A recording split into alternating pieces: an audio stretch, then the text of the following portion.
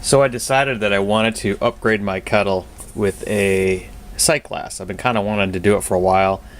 When I first set my kettle up, I really didn't think I wanted to clean an extra thing and have something else that could leak, but I haven't had any trouble with anything now.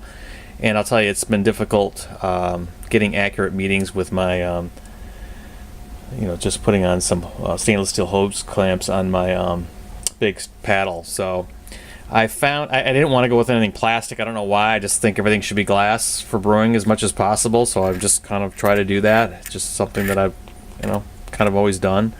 So after digging around, I found a glass, stainless steel cased sight glass, and I'm pretty excited. I got it at my local homebrew supply, and this comes, it's 16 inches long, so it's kind of long. So it sticks maybe an inch over the edge of my pot, I think, by the time it's going to be done, or my kettle. But I think it's going to work out just fine. I'm pretty excited about it. So how this basically works is you get this adapter with it, and this thing goes into your kettle. You can put a thermometer if you wanted to into here. Otherwise it comes with this plug here. And this guy here is a 1/4 inch, and it just screws into here like this. And that's basically it. So I could put it in front of my kettle spout. There's a few things I was going to try to do, but when I try to do that, there's just way too much weight. When I set this all up, it was just too much weight. This thing was leaning, it wasn't straight. So I decided I'm not afraid to put holes in the kettle, so I'm going to go ahead and put another hole as low as I can. But one thing that I had noticed, and I wish I would have spent a little bit more time at the supply shop, was looking at the finish inside of this thing. There's a lot of slag inside. You can't really see it from the welding process. And even at the top here, there was a few pieces that I've had to clean up. So what I'm doing now is I don't want that in there. I don't want to worry about cleaning problems with this and causing contamination. So basically what I'm doing is I'm kind of just going inside and filing anything down that needs to get cleaned up. Again, I don't know if you really can't see it inside, but they're really very small. I mean, it's just me being picky, but I know I've had other parts like this one I've ordered in the past, and it had some problems on the inside, and the supplier immediately sent me a new one, and it was perfect. So unfortunately this is not perfect. I didn't look at any other ones. I should have looked at it better, and it's something you should probably do, but not a big deal. I think I can clean it up enough. I mean, one thing I've done is got in some of this plumber's abrasive sandcloth. I've cut it down, found something that fit inside, something like this. This is from it's a Drill Apex, and it's easier with a fresh piece, but then I'm able to get it into here.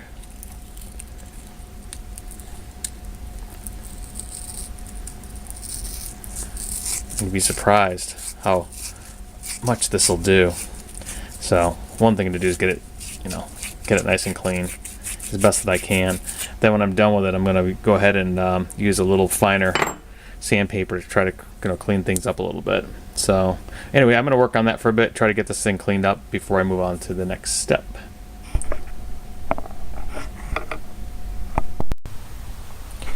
Okay, got my kettle. I marked it. Some basic things. I just put some blue tape. This was my existing hole, which is really about as low as you can go before you hit the curve here. And the biggest problem is actually on the inside, not the outside. So by the time I have about 5 a washer on there or a nut, it's actually a little bit closer than this. So this is about as low as I want to get. So I just pretty much, symmetrically marked about center from here to here. Hopefully it's more than about, because that's got to be about exact. And then off my other hole here, I just made them about symmetric. And then I like to drill this kind of stuff with down pressure, not pushing it straight off. I can get on straight. So I just strapped to my workbench, got a big tarp to protect the pot, and push it up against this vise here, and just kind of strapped it down. So you're going to need, of course, your step pit. and you're going to need to pile it off. This is a 13/16 tip, so I'm going to pile it with like an 1/8 inch bit, and then I'm probably going to jump right up to a 13/16. You can go a few more steps if you want. And then you're going to for sure need, most importantly, if you've seen any other videos, some sort of cutting oil. Here's actual cutting oil, but you can use all kinds of different stuff. But that's what you want to do. So basically I'm going to just lube this up real good with some cutting oil, drill an 1/8 inch pilot hole. Once I get it in there, a nice slow speed, a lot of torque. I've got a 36 volt DeWalt, so this thing has got lots of torque. And you want it to run smooth and even. If you hear any screeching, you better oil it up or you're going to burn something out. So let's get started.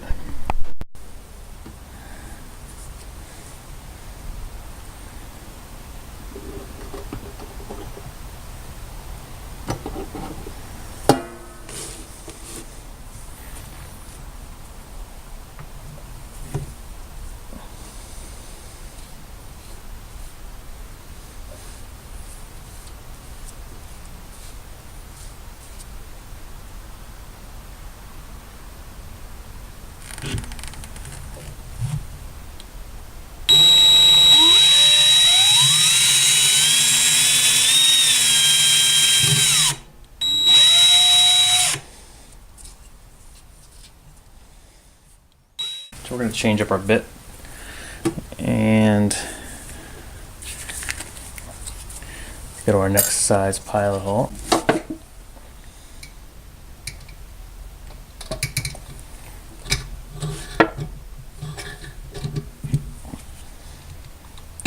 Nice and even. Okay, we've got a step bit on. We're actually going to be going down to, this goes up to 7/8. This is we're going to go to 13/16. If you can see that there. So just before going all the way through. So this guy should line right up into there, and it does. So this is where you're going to really need to keep it oiled. Listen for screeches. If you hear them, keep the oil going. Try to keep it so it's not jumping around, nice and even. It's going to have a lot of torque and grab, so hold tight. Okay, we're coming to our last step in.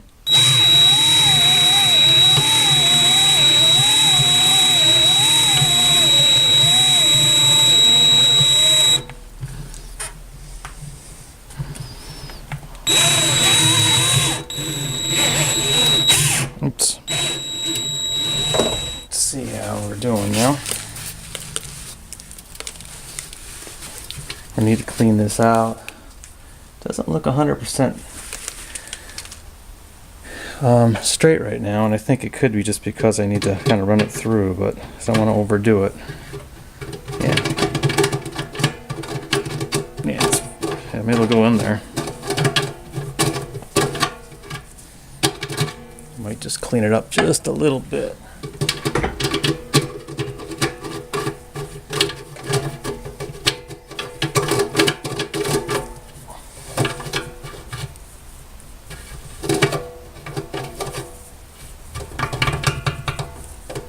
Just the tighter the better, huh?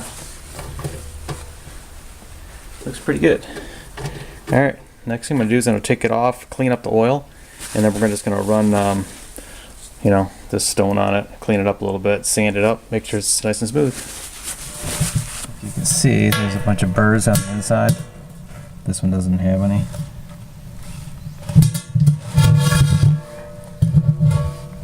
So we'll clean those up with that stone. The outside looks real good. We'll clean the inside edges of that up too. That's the other one. So here's a dry fit. It's like perfect. I don't think I could ask for it any better. Couldn't have gone any lower if I'm going to use that washer. It's right there. It's nice and tight. On the inside, look at this thing upside down. So it looks good. So next is going to be just to clean everything up. Obviously really good. Get some OxyClean, wash all the parts real good, get all the oil out of there, and then we'll put everything back together and seal it up and then test it. Okay, we've got everything cleaned up. All the cutting oil is gone. So now it's time to put the Teflon tape back on. So to be clear on the direction of the wrap, since this is going to screw to the right, I'm going to start my wrap, oops, like this, and wrap it around like this. So as you're tightening it in, when you do start tightening it in, it's going to be tightening the wrap like that as well, just like that. So that's the direction you want to wrap it. Otherwise it'll start unraveling itself. Okay, I started putting some pieces together. I've got the Teflon tape on. This piece came on good. I'm just screwing this on now. Now this does fit right here perfectly without any washer or anything. It'll seal just fine. The problem is it's going to be too close to this lip up at the top right here. It's hitting there. So I have two things to worry about. I've got that hitting, and then I've also got the actually when you put the lid back on, it has a little bit of an overhang as well. So I have to put something on it to push it out. So what I have here is just another I'm just going to put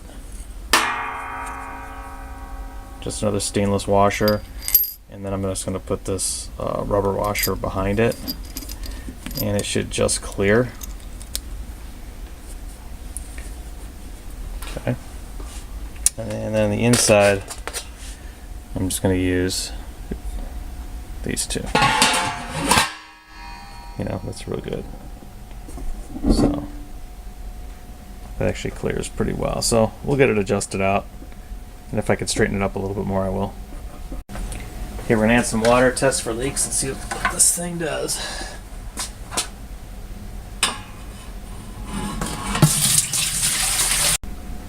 Just found a leak right there.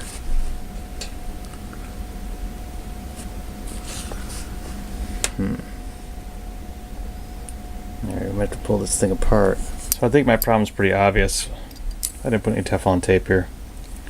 It's got to be what it is. So let me do that real quick and we'll try it again. Okay, with the Teflon tape added, we waited a couple of seconds here. So far, we're good. So after leak testing a little bit more in the evening, I found the only other leak that I had was down here, and that was just from the tightness of the nut that goes on top of here that just compresses everything down. So that sealed all that up fine. But that I didn't like was that, you know, since this thing's higher than it should be, I have no choice in the matter at this point, it shifts and moves. And I know with a lot of the other plastic kits, you know, they'll put an eye bolt, usually a 1/4 of an inch guy up top. So what I did was I went with the 1/4, and I just modified it a bit. Just wrapped it up in blue tape, took it to the vise, and started bending it. And this is what I came up with, which is pretty decent.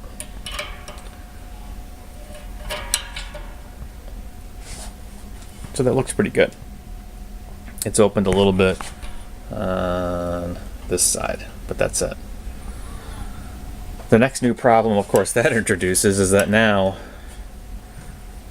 the circle's not quite off to the center, right in the rear. I can't just mark directly behind the sight glass. I kind of got to mark off to the end a little bit.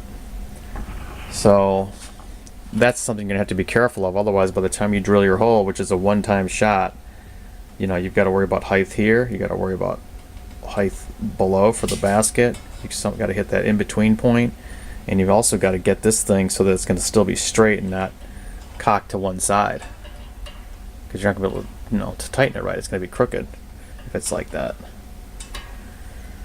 So all that really is taking some time, I think, at this point. You know, I marked a couple of lines to kind of represent, but after eyeballing it as best that I could, the width. I've picked a point below, which is about 3/4 of an inch. You know, you just put something flat on top here, and you know, something, any kind of straight edge or whatever that's actually flat, not this, but something else that would be flat. and then you can measure down from there. You're doing a fair amount of eyeballing. There's not much you can really do about that. So to actually do the mark, I did do another whole section of leveling the kettle, which you'll see as well. So I'm getting ready to mark my point where I'm going to put the eye bolt. So what I want to do is get everything leveled up first. So I'm just leveling up the pot this way, in this direction, and then to back as well. Once I've got it level, and I just use regular shims for that. Then I'm going to grab this level here and just check the actual level of the sight glass. So once it's where I want it, then I'm just going to make that mark.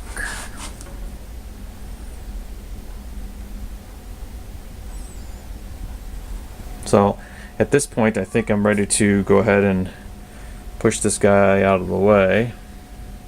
I'm going to tape some paper towel up around each side because I'm going to drill this one straight in, and still need some oil, and same thing on the inside, so that I can make sure that I catch a lot of the oil and don't make a big mess again. And we'll see how it goes.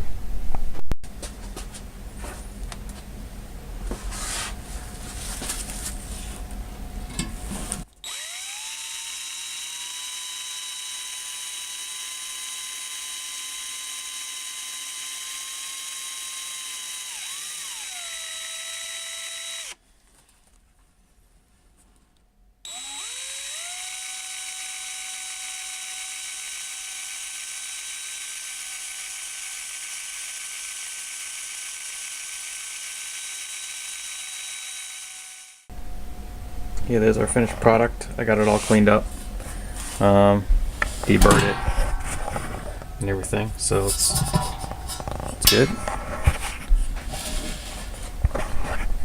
What I decided to get were these some of these star lock nuts, all stainless. I'm going to put one on each side. So one on this side, on the adjuster side, and then one on the inside.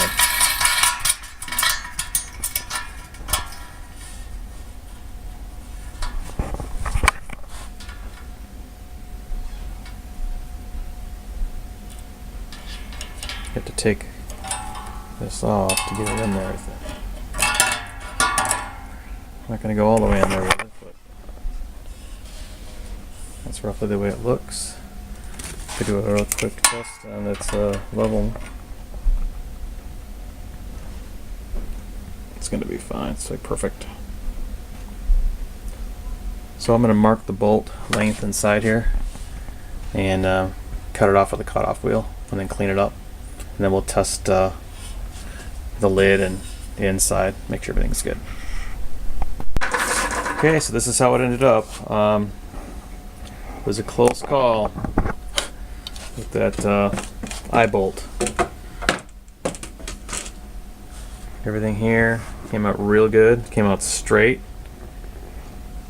Key was the inside though. It was really, it turned into a lot. I had to pull apart, take my cutoff wheel and cut off almost everything flush. So I'm real happy I put a lock washer on both sides of this nut, but especially on this nut, that really flat one, because I needed all the space I could, and I had to cut that thing just right off. So these are pretty much the parts as they came down.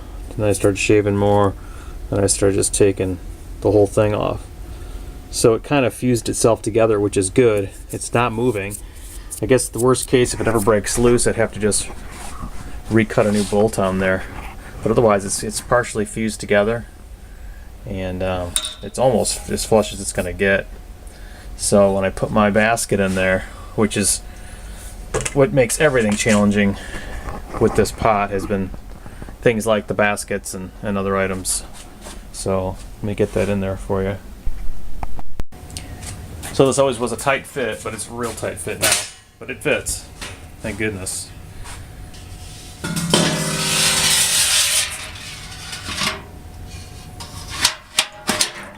Just fits.